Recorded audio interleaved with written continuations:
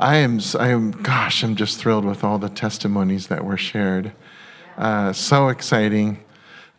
God is on the move, and love does look like something. And I'm really proud of you all for stepping out, for saying yes. Just, this is so wonderful.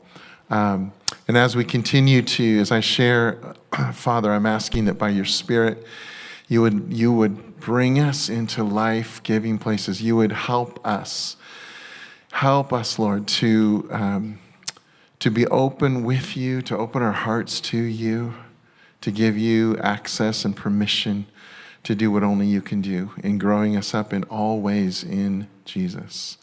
Amen. Amen. So tonight, my message is held through the night. Held through the night.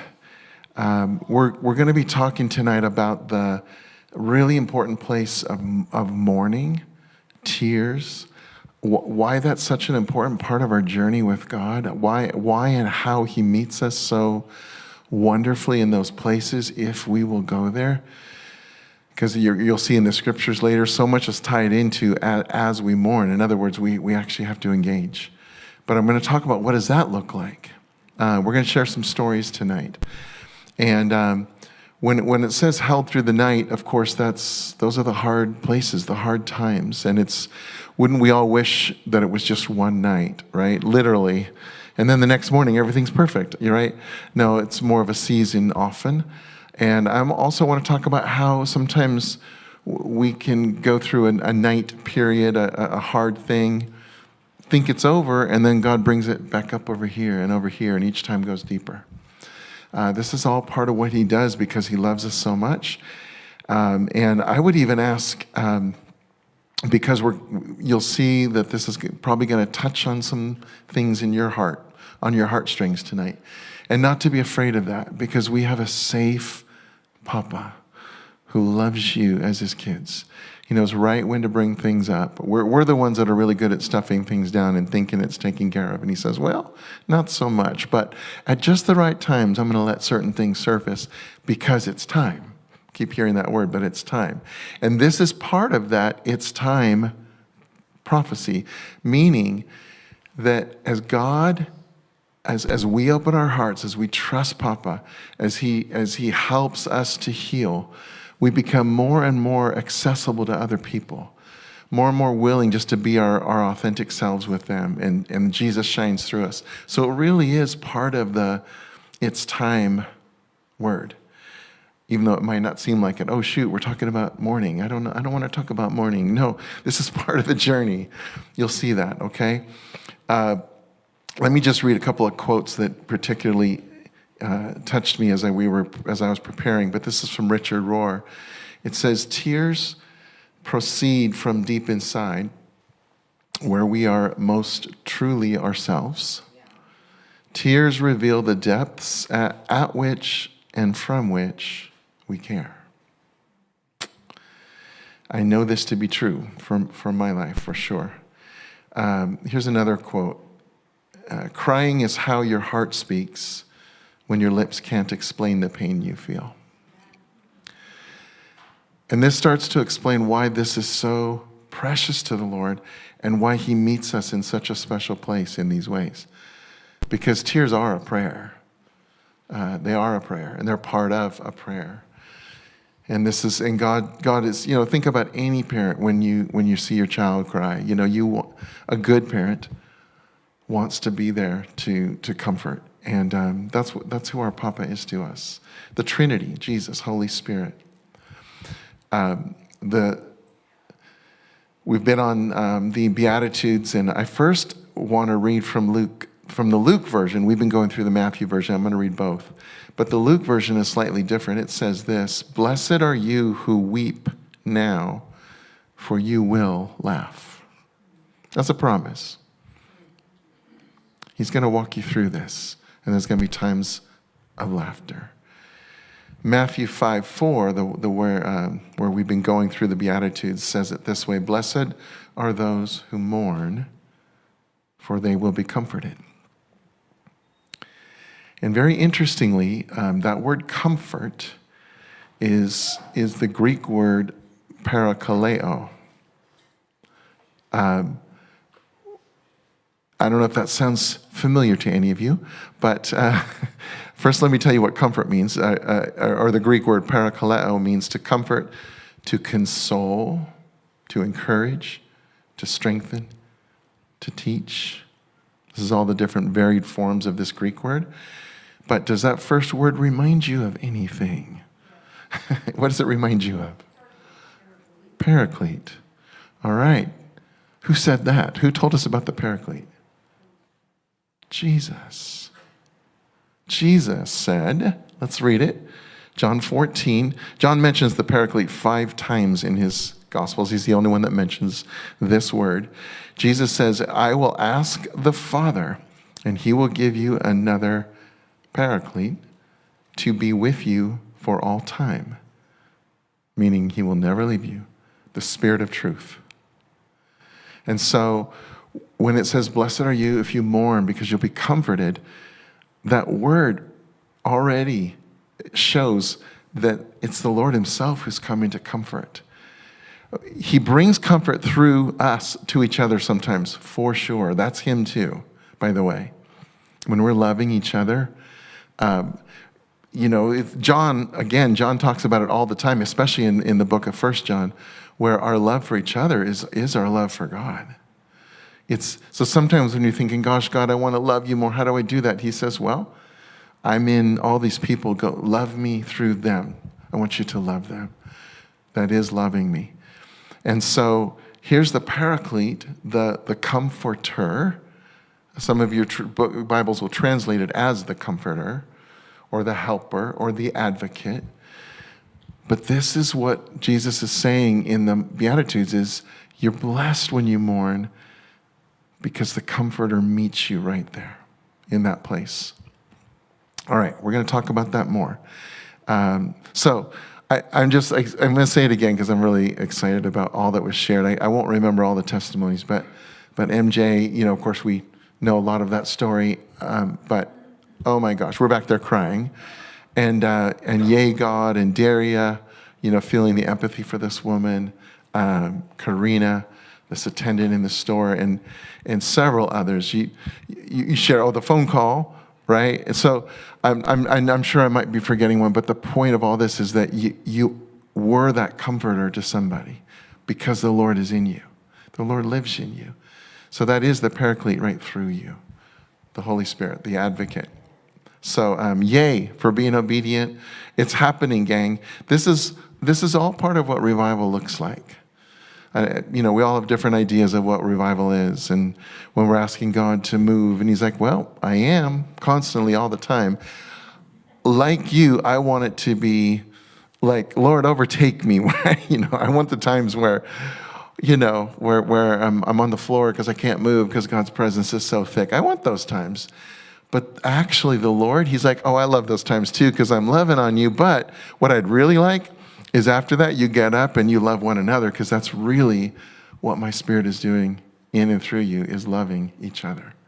That's the big deal, really. Let me read a couple verses. Psalm 34:18 says that God is close to the brokenhearted and he rescues those whose spirits are crushed. There's a tender place in his heart when you are going through it. Tender, tender place for you. We're not always aware of it, and we're gonna talk about that in just a second. Here's another one. Psalm 56, verse 8 says, "You have seen me tossing and turning through the night. You have collected," there it is, the night. Yeah, you have collected all my tears and preserved them in your bottle. You have recorded every one in your book. Man. I'm almost crying right now. I don't know if you can feel the tenderness of the Lord on this. He's always with us, of course.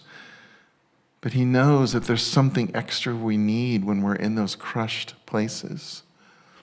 when we feel like throwing in the towel, when we think this is just one thing too many, Lord, I can't do this again. He's like, I'm here. I'm here for you. I'm going to walk you through this. You're going to come out the other side, and you're actually going to be a different person. Hard for you to see that right now, but I'm going to love you into an even more whole person. I want to talk for a minute about David. Talk about David, of the Old Testament. We read in Acts 13, in 1 Samuel 13, that he was a man after God's own heart. He's mentioned in the Hall of Faith in Hebrews 11.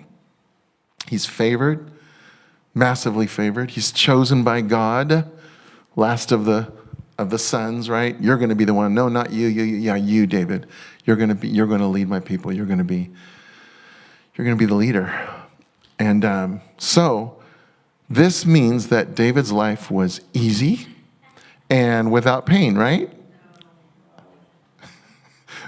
Have you read the Old Testament lately? Because David went through a ton of pain. Was he favored? Absolutely. See, this is what doesn't make sense to us. When we want it to be an equation that says, God, I'm favored, you love me, therefore nothing hard's going to happen. And that's not the one. Jesus didn't live that either, obviously. And he was our perfect model. But David, if you go back and read the stories, he weeps a lot. I don't think, honestly, I can't think of any other person that weeps more. I'm not saying there aren't others. I'm just talking about those that are mentioned. Because it's mentioned a whole lot of times. When he is weeping, when he's mourning, when he's crushed. The death, he weeps at the death of Saul. That's an interesting one, because remember, Saul wanted to kill him. And then he weeps when Saul dies. Why? Well, partly because I think David had a really soft heart. I think that's what God loved so much about him.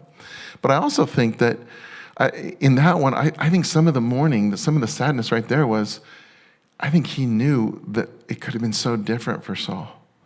Sometimes we grieve for different reasons. What could have been, what might have been. He grieves for his best friend Jonathan when they part. He weeps again when Jonathan dies. His first child with Bathsheba. These are all places where it talks about him weeping. His men who lost their lives. Betrayal of friends, including his own grown son, Absalom. Family members that turn against you, anyone? There's grieving around that. And it talks about him crying over these things. And then he mourns over Absalom's death, his own son's death. So I want to read Psalm 30. We're going to read that through, and then we're going to share some stories with you tonight. Psalm 30 has 12 verses in it. But I want to first set it up real quick and then read it to you. But as I was looking at this, there was actually two verses that particularly captured my attention, and that are going to be obvious when I get to them, about mourning and about God's faithfulness.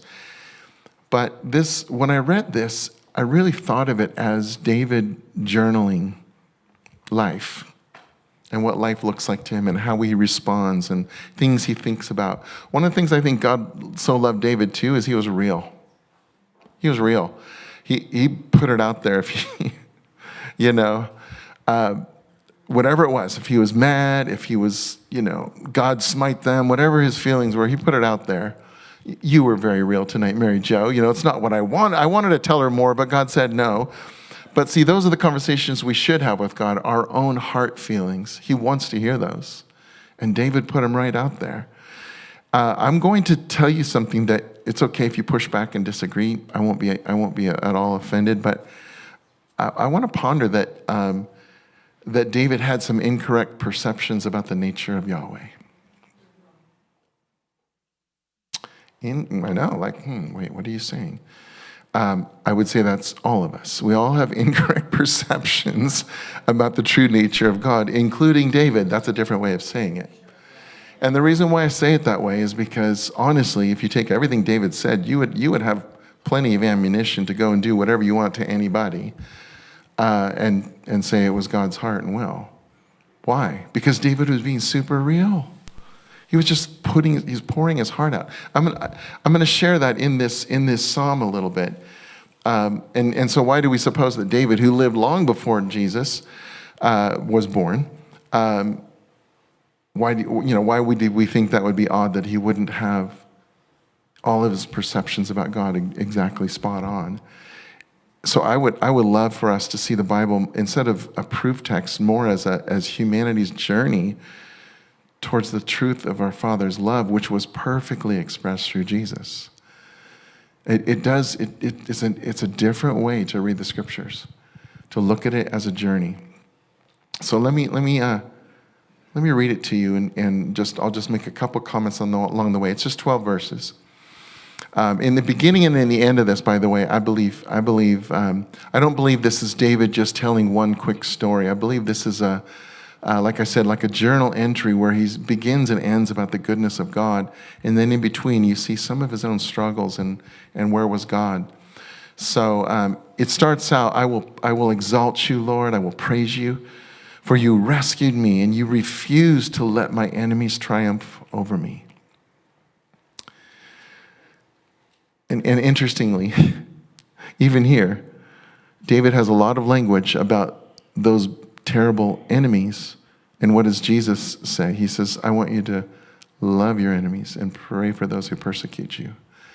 I'm just already saying that there are ways in which David often would rail against his enemies, but he would do it with God. That's the safe place to do it. If you're feeling it, put it out there with God and let him deal with your heart.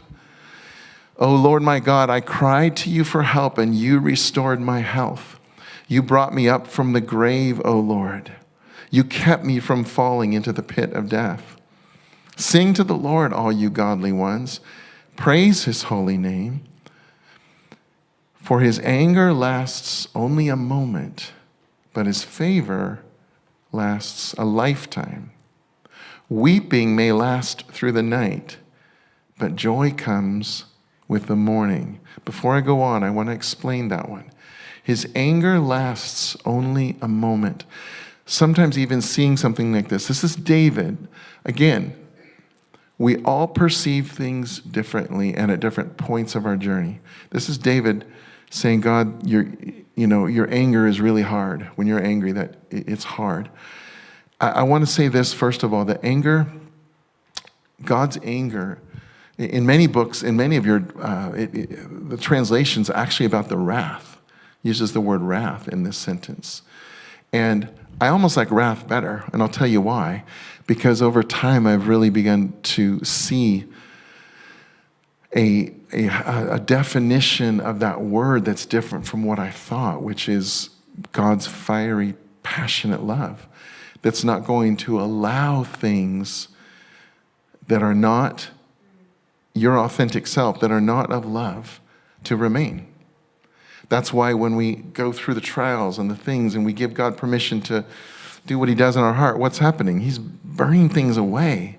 That's his wrath. If you understand the definition correctly. If you don't, it sounds like terrible. You want to run from wrath because we think of wrath as punishment. But John reminds us in this is not a verse up top, but John reminds us in 1 John 4:18 that love casts out all fear, because fear implies punishment, and those who are afraid of punishment have not come to perfection in love. We haven't understood the love yet. But why do we think that? Well, obviously, one of the reasons is because many of us were punished. Many of us, especially if we had the audacity to be honest with our parents. You know, who are you? Put in our place. And so then we put that over on a God and think, well, that we can't be real with God because it's not allowed, and then I'll be punished. No, you won't. No, we actually have to be real with him to receive healing. And as we share our stories, there are going to be moments where you're going to see this, okay? But his favor lasts a lifetime. Weeping may last through the night, and as I said, like a season. The night is real.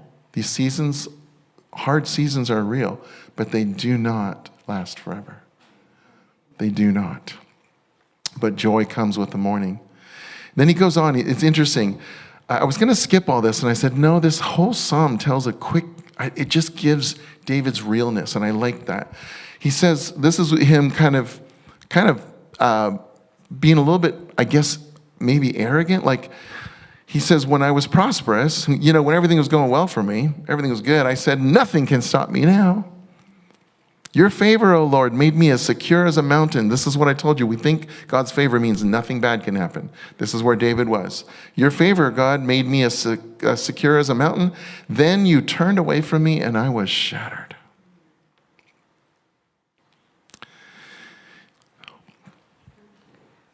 My question again, did God turn away from David? And I would propose, no, he did not, but that's exactly what David felt, and what David felt, he put out there. He pours out his heart. This is the best thing you can do in your walk with God. Don't think that you have to be nice or you're going to offend him. Unlike your parents, Papa God will not be offended by you. He will love you where you are. He just wants you to be honest and real with him, because that's what real relationships are about. We all can fake it, and we do at times in different relationships. He's like, that's not the one I want to have with you. Please be real with me, and I can meet you in that place. And that's what David did. And so I cried out to you, verse 8, I cried out to you, O Lord, I begged the Lord for mercy, saying, I love this. Here's what he's saying to God. What will you gain, God, if I die, if I sink into the grave? Can my dust praise you? Can it tell of your faithfulness? I love that. He's just putting it right out there. God, you can't kill me because I can't praise you that way. I love how real David is. Hear me, Lord. Have mercy on me. Help me, O Lord. And verse 11, I love this. This is what we were talking about tonight. You have turned my mourning into joyful dancing. You have taken away my clothes of mourning. You've clothed me with joy. You've turned, who has? God turns our mourning into joyful dancing. But did you notice that David owned his mourning? My mourning. David mourned. He wept. He cried a lot. I'm sure he had lots of joyful moments too. Don't get me wrong. I don't see David as like a all the time depressed person. He was just real. And so because he was willing to be real, God says, I'm going to meet you there in a special way. It's going to turn into a joyful dance. And joy, by the way, does not mean happy. Joy is deeper than that. Joy doesn't mean happy. Happy is, yay, my best friend just died. I'm so happy. No. Mourning is needful, is important, and that's where God meets us. And then the last verse, verse 12, that I might sing praises to you and not be silent. Don't be silent. If you're going through stuff with the Lord, even if you're not feeling him. Sometimes we wait till we feel him. No, just honestly, funny because of the way I'm going to say, if you'll be honest, honestly, if you'll be honest, that's often where some of those feelings can come back. But we don't do it for the feelings. We do it because we're in relationship.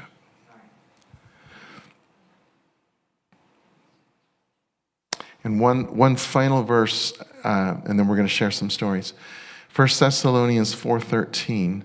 Brothers and sisters, we want you to be fully informed about those who have fallen asleep in death, so that you will not be overwhelmed with grief like those who live outside of the true hope.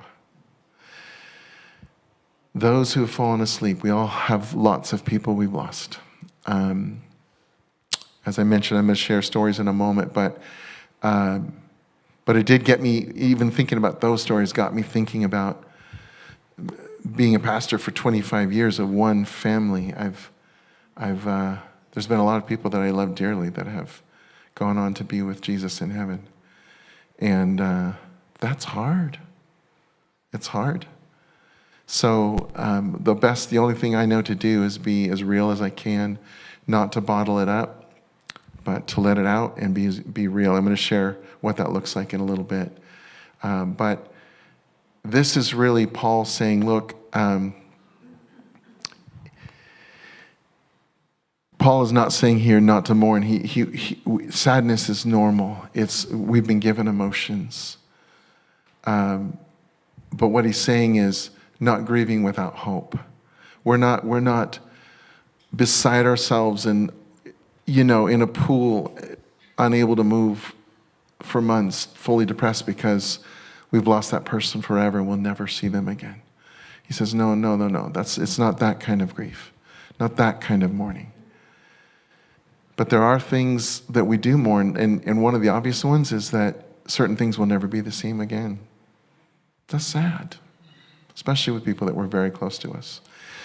As I started this, we started this about a month ago, this Beatitude, blessed are those who mourn, for they will be comforted. And that night, as I shared, Greg, who's sitting over here, he came up and he thanked me for being willing to share on, a subject like this that maybe doesn't get talked about a lot. And then he and I met and had coffee together, and I heard his story. He wanted to know if he could share some of it with you. Do you want me to share any more, or do you want to just take it from here? Okay, come on up. This is, can I say a one-liner about what this is? Okay, this is what he shared with me is about losing his daughter and how he and his wife have been moving through this. So, yeah.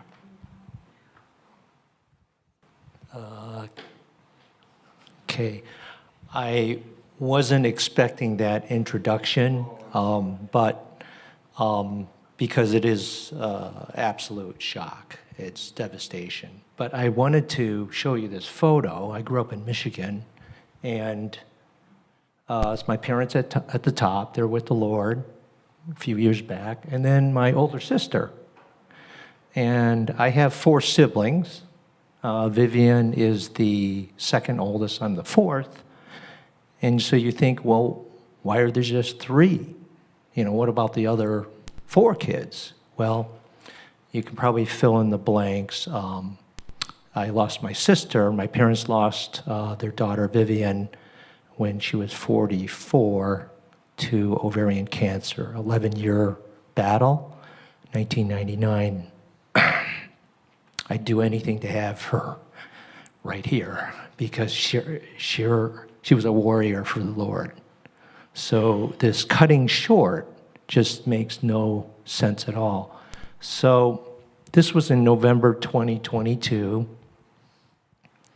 About 5 months earlier, Janice and her soon-to-be husband, Chris, were right here.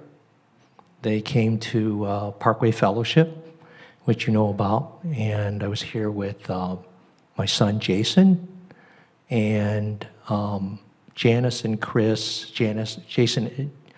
Chris had a daughter from his prior marriage, so basically Janice became her stepmom.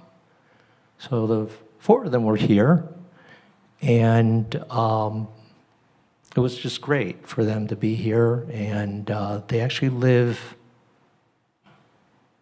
7 minutes from here. They're in Old Dublin.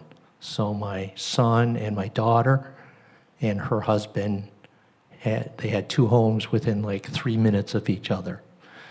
That wasn't the plan because my son was on the East Coast for 15 years. Finally moved back here and found a house in Dublin. So now I'm going to pause, and whatever I'm going to say next, I just want the glory of the Lord to be reflected. I didn't choose this path, this black hole sinkhole. I can't say, well, I'm coming through it great, but it will reflect the glory, the comfort, the power of God. And there will be some things that will shock you. February 14, 2024, Valentine's night. I'm in the peninsula. We live in the peninsula. Janice she was 36. She was going to teach her first psychology college level class at College of St. Mary. So she's on 24 going there. Warriors game, Valentine's night. These newlyweds should be having a great night. And she says, no, babe, you go watch the game. I'm going to teach my first class. So she's on 24 and probably 6 o'clock. And suddenly she had an aneurysm. Everything blanked out. Her Tesla pulled over and she was gone like that. And so the worst text of our lives, my wife and I knew that she was in ER, so we drove over here, and 15 minutes out of John Muir Emergency, we got this text from my son-in-law, and it was the worst. And I reflect back and I think, well, if I tried to save her in the hospital, I would have been throwing chairs through the window. So you see that all the time on TV. So in that sense, she was already departed. So I want to share 3 things about reality check. Been through grief support group. My wife's going to another gathering next weekend to mothers. And I want to share 3 things as a testimony. The first one is, as we all think about people who are borderline in our opinion, are they in heaven? So I look back to the time when Jason was 10, Janice was 8, and they were in Awana. We were at this church in the peninsula. It was a Calvary Chapel. And at that age, both of them prayed the prayer of salvation. And that was the point, looking back, that God reached down and brought them into the family of God. But is that enough assurance? Say a prayer and we're all set. So my 2 children are special, as all children are. So the shock is that morning, February 14, my wife and I independently prayed to God, bring her safely to College of St. Mary. Just get her there safely. She's starting new process and part of her career. She was a clinical forensic psychologist.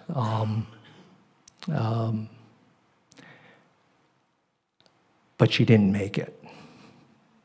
So anger, I have a friend who I've been witnessing to for 25 years. He's mourned the loss of his daughter, but a different setting completely.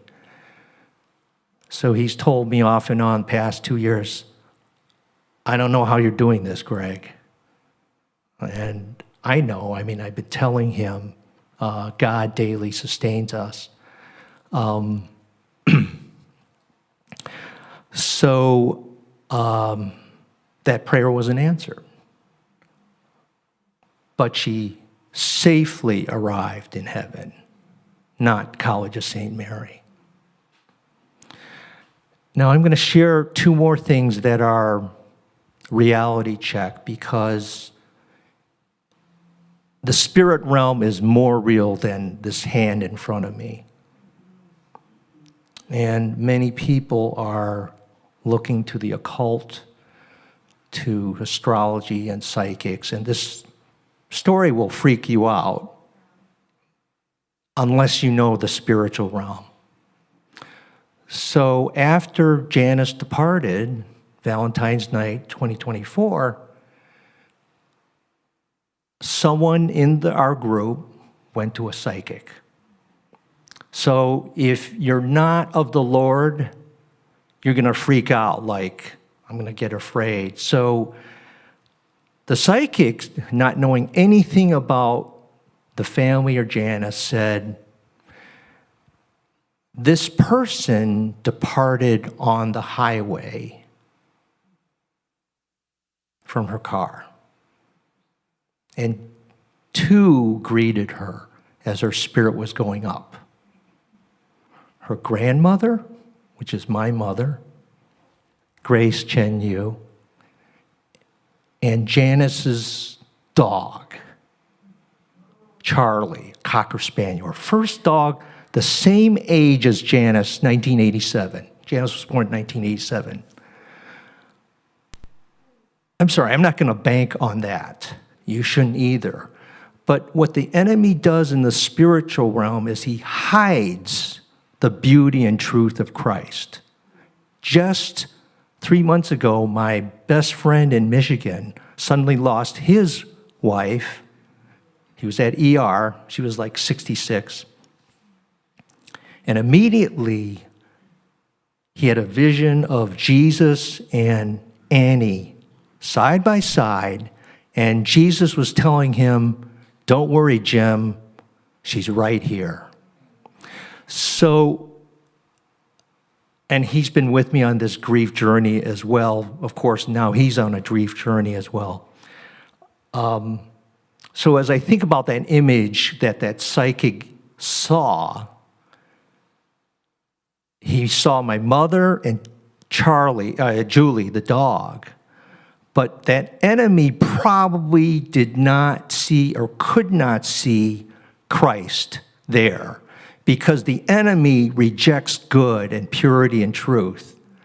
And so that hearsay from this psychic, that's not boosting my faith. I just know that there's a spiritual realm that's real and powerful, and we better wake up to it.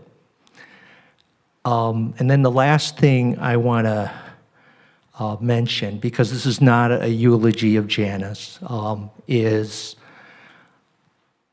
I have more to share about. Share one more thing. About 3-4 months after Janice departed, I had a dream, and my wife has been having lots of manifestations. I mean, there's 50 or more. I've had some.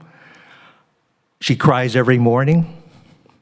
I can't do much to help her because she's on this grief journey, and some of you have or are going through a grief journey, even if it's 20 years, because when I shared this with a small group of Christians like 4 or 5 months after, this one gentleman lost his son when he was in college like 20 years ago. He was listening, he starts weeping and shows me a picture of his middle son. So it's just raw, just like yesterday. Do not believe time heals all things. God heals all things. You need to resist and reject that expression. Say, oh, time heals all things. Time is only a distance between one event and another event. And God, the healer, He's the healer. He's the Ebenezer. So I had this dream, and there were about 200 people there. It was a huge banquet. So I'm coming in, and I said, who's the guest of honor? And he said, it's Janice. That was the dream. So am I assured more? Well, I'm comforted, but she has run her race, even at age 36. And there are horrific stories of parents losing children to car collision, fentanyl. These are people in our support group we went through in 2024. And, you know, when you have a lot of people get together without truth or love, it is a misery company. You know, the fact that someone in our group of grieving parents her older son at age 24 fell off a cliff while rock climbing with the father, her ex-husband. The guilt and pain and regret of all that, I just can't imagine. But, that event of other people's horrific losses, that's not the comfort to me, like I'm a little bit better off because it wasn't injury. So Janice was aneurysm, painless. And so the comfort comes not from other people's losses that are greater or lesser. It comes from the Comforter. And he's the real comforter. I can get some comfort from others, but the true comforter, the only comforter at times as I go through this is the Holy Spirit. And so I try to be mindful when I meet new people or strangers. People say, "How are you doing?" Oh, that's a loaded question. And I actually pulled someone aside who knew me well, and he knows about the loss of Janice, and I said, "I can't answer that." But the Lord doesn't ask us, "How are you doing?" Although he does probe and ask, an open-ended question. So there's just a continuation of, mourning and comfort. It's like a cycle. And some of you are going through or have gone through tremendous loss. So I can confirm that if you're open to receiving comfort, God will pour into it in spades, and even when I don't ask for it. In fact, my faith is weaker than my wife's because she says, "God, I need a sign right now. I'm having trouble." And she's got a long litany of signs where, "God, I need help," and suddenly something manifests. And so maybe I should start asking for more signs, and we should ask in faith. So, thank you for your time.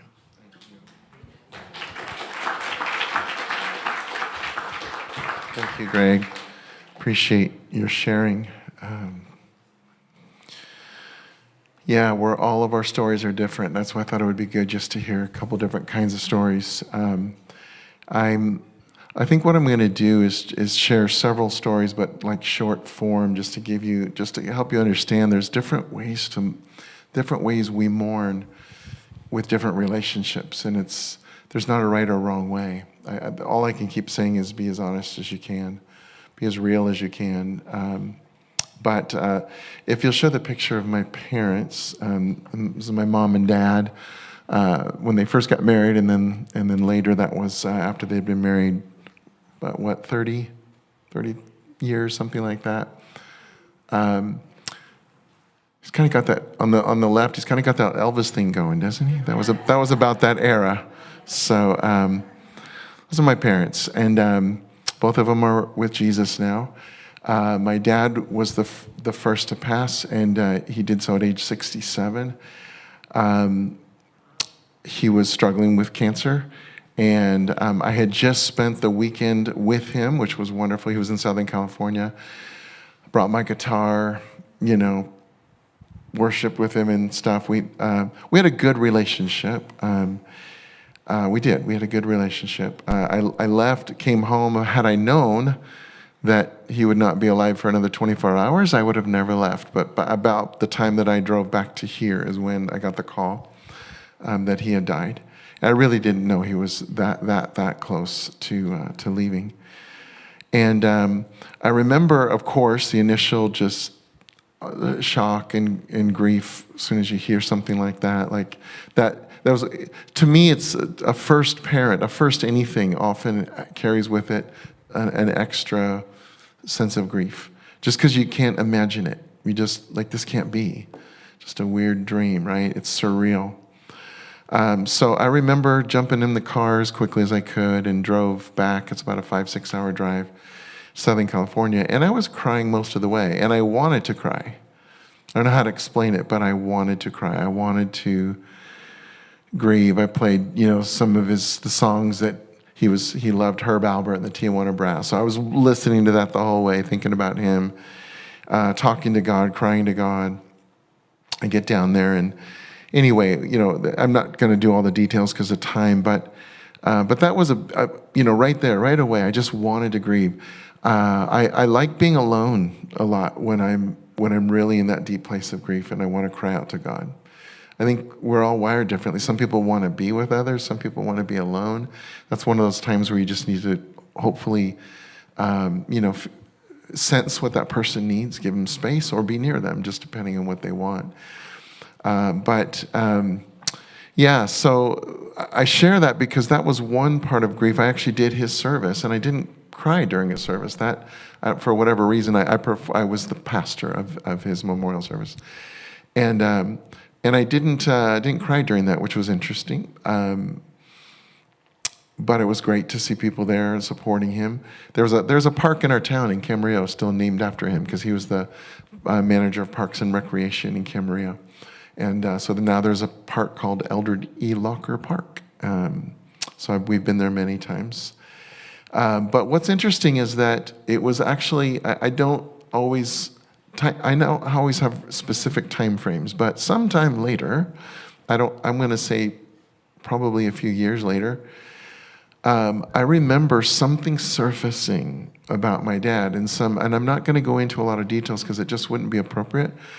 But there were some things that surfaced where suddenly I had some anger and some, man, you put me in a hard place with this and these decisions and doing things a certain way. But it started to come up, and I remember. I can remember the place. I ran to our front bedroom and just, got down on the carpet, and I was crying. I was crying out, screaming at him in a way, like, is that allowed? Yeah, it is. Just be real. I was just saying, Dad, when you did this, da da da da da, and I'm crying, and snot's running out, and all the rest. But all I know is that just about any time I go to that place where my heart is so wide open and I'm willing to be super real and just get my emotions out, God always meets me in that place in I would say in a fairly dramatic fashion, like where I know I was visited by him, and where he comforted, but he also helped me to see things I couldn't see. And in that moment, that's what happened. The Lord just surrounded me. He understood. He understood my pain. It doesn't mean we're always right, just so you understand. He's not saying, you're right, oh, you're right. No, he's like, I get it. I understand your pain. I'm here with you. I'm crying with you. And then he started showing me a bigger picture and other things that were more true than a part of the truth maybe. And by the end of it, I was loving on my dad and thanking him, and because he was a great dad to me in so many ways. Interestingly, when my mom died, which was many years later, I did not outwardly grieve almost at all, which is really, it's not what I would have expected. You go through grief and it happens a certain way, and maybe you think, well, that's just the way grief is. Not necessarily. I don't know all the whys. I know that I'm really open with my heart, but I also know that I had a lot more time with my mom. I know that I was very connected to her. She was an amazing mom, and in some ways, because she lived in Idaho, we were in California. She died in her 80s, but when she died, I felt closer to her after she passed, as though like with my dad, it was this horrible loss, like nothing's ever going to be the same. With my mom, it felt like, oh, wow, you're with Jesus, and you're somehow still connected to me because I can feel you. I think that's part of the reason why I just didn't feel the same grief. in the sense of the weeping in the morning. And but I want to share. So I wanted to share the differences. Like I said, I'm just going to share these in short form tonight. You're welcome to ask me more at another time if you're curious. But I wanted to share one more with you, and that is the death of my sister Carlin. And if you'd first show the four of us, these are the four kids. So I'm the youngest on the right, and my hand is on Mary Lynn, who's the oldest. And then there's my sister Carlin, who passed about 10 and a half years ago. And then my brother Dirk, who many of you know with the big beard. He's a sweetheart. So Carlin and I were the youngest two. I was the youngest, but I think that's significant. I'll get to that in just a second. So my sister also struggled with cancer, and she at one point was diagnosed with cancer when she was an adult, went through surgery. It came back later, and then she went just completely holistic and did, all the right stuff for your body, all the green stuff, all the supplements, everything. And she ended up living another 10 years, which was quite a shock to the medical world. But she did eventually pass, and she was 54 years old. Todd was actually with me when I got the news. I similar to my dad, we knew that my sister was close to death without a miracle.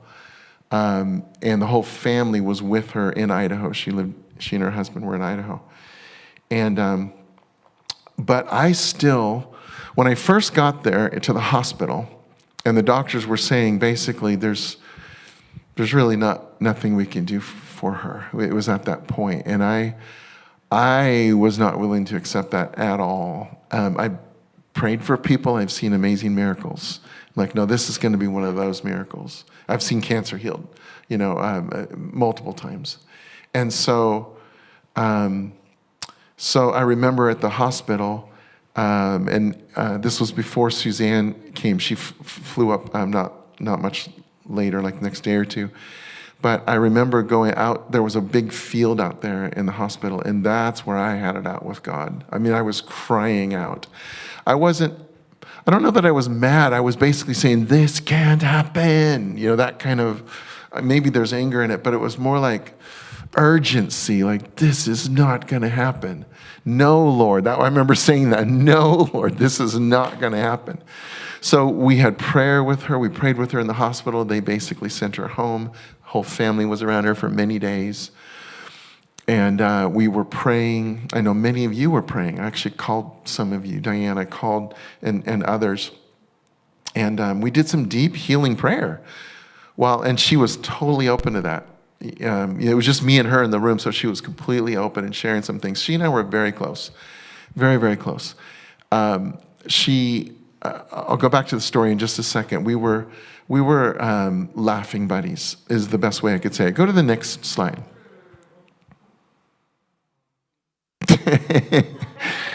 That's me and my sis. We had so much fun. And I'm not saying I didn't have fun with my other siblings who are still alive, by the way. We all had fun. We were a very close family, very close. But I think partly because we were younger, like we grew up more together. And she was a senior in high school when I was a freshman, and she was the coolest older sister in the world. She didn't run the other way when her little brother came down the hall. She was looking out for me. She was amazing. And we would just get so silly together. Our family would all get together for a reunion every year. And we would have this game where we would, do the nostril flare, to each other to see who could do it longest without laughing, like silly things. And we never got tired of it. And others would look on and laugh with us, and we got the whole room going. So that was my sister. And so there was just such a big part of me that said, this cannot end in death right now. And so we prayed for her, fully expecting that she was going to be healed. There was one point in particular where we really thought that it had taken place, that she was healed. And went outside praising God, all the rest. We ended up leaving, in part because it was necessary. I'll just say that way. We were there almost a week or several days anyway. Went back home, and then a few days later, we got a call, and that's where Todd was with me in the backyard. And right before that happened, there was a hummingbird that just did something so spectacular. Like it took my breath away, and I even said it to Todd. I'm like, I've not seen anything like this. And just seconds later, Suzanne, came out and said, Carlin passed. And yeah, that was hard. And so even now, like there's not, I feel like I've grieved. I'm going to share a little bit more, but I've grieved in many different ways. I don't feel like I have that, the boo-hoo, I can't go on kind of feeling anymore, but I have grieved in different ways that I think have been really, really helpful. And right when we heard that, Todd, I said, he said, he graciously left because he knew that wasn't the time for us to go on with the meeting we were having. And I needed that time. Suzanne and I, of course, hugged each other and cried together, and just that, that feeling again, this isn't real. So then I don't know how much time elapsed, but pretty quickly, I bet you within a half an hour or less, I went back to that same room, same spot, and I had it out with the Lord. Like, I think by this time, as I've gotten older, I've realized how beneficial it is for me. I'm not saying this is what everybody will be the same, that I've got to be real as quick as I can. It just helps immensely. And I've watched it happen over and over again, how much it heals me. So I know what I got to do. I got to go be real. And I was on that floor, and I was weeping, and I said, God, I did everything you asked me to do. And just that, what happened? How could this have happened? And I don't remember all that I said. I'm sure I was there for quite a while. I don't know, 15, 20 minutes of this kind of just gushing out. And at the end of it, for me, it's I don't know how to explain it, but it's very cathartic. It just releases out some of those things that I would have held in for a long time and had to let go at some point. But it doesn't mean, like I said with my dad, I skipped that part. My parents. Anyway, I'm almost out of time, but I wanted, sorry, I lost my train of thought. It's cathartic. I know it's going to help if I'm just real. And so that, for my sister, I would say that was really the one time that there was just a bunch of this grief, big grief. And God met me in that place. That's where I was. He met me in that place, and suddenly, I don't know how to explain it, but it's just tears of mourning turns into tears of joy. It's intermixed, and I'm remembering, just the sweetness of my sister and how good God is and how he gave me that gift. And again, it doesn't mean that I was never sad. Just this morning, as I was getting ready for this, I was thinking about her again, and Carlin's another one of those that I just feel so close to. So I used to get nervous about that, or I know people would get nervous, like, oh, wait, are you talking to the dead? Well, actually, she's not dead. She's with Jesus. And no, we don't pray to our relatives to save us. That's Jesus. Jesus does that. But there are times in which I'm very aware of certain ones who are nearby. Can't really explain it. I just know it. Ones that I love. So, yeah, and I think the last, I'll share one more, I can do this in like 2 minutes, is I forgot about with my parents. Another grief that I went through was that they got divorced when I was in seminary, so just out of college. Shocked me, because I was so oblivious as a kid to some of the real things that were going on. And so, without going into the details, it just shocked me. And there was a little bit of grief, but it was more of just this, I don't have any place to put this. I don't even know what's happening. But because I was older, there was probably a far less I don't know, wounding than if I was a little kid, but still very hurtful. But I remember it wasn't till years later that I was counseling a couple in my living room, and a married couple that was really their marriage was close to done, and I was meeting with them. We were going deep. God was getting to the heart issues, and there was a breakthrough after an hour and a half, whatever it was, and suddenly they're towards each other. They're feeling tenderness. They're crying with each other. There was a massive breakthrough. And I was praying, I was interceding, but by now they were together and I was giving them their moments. And I was on the floor interceding, but that intercession, suddenly what came up was the grief of my parents' divorce. See, and what I want to tell you, you can't always pick the times. I didn't know that was coming. I didn't know I still needed to grieve it, but it was clearly there because when it came up, it was big. And that was the moment. And my face is in the ground so they can't hear me because I'm giving them their moment. But I'm having my own moment with God. And I'm like, Lord, I did this for them. Where was that person for my parents? Why didn't it work out? That kind of thing. And I just cried and I Lord, and when you ask the why questions, you're allowed. It's just you're rarely going to get an answer to your why questions. I'm just letting you know. But you're totally allowed. He will just answer it differently. And so how he answered it to me when I was in that place of deep grief of my parents' divorce, he said, you're gonna partner with me and we're gonna save hundreds of marriages. I said, okay.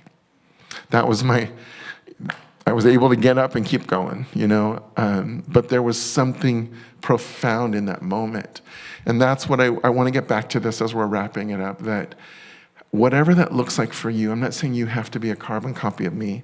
I am saying that as we read in the scriptures with David, even what Jesus said is you're going to be blessed when you mourn, blessed when you let it out, blessed when you're real with God, because that's when he's going to comfort you.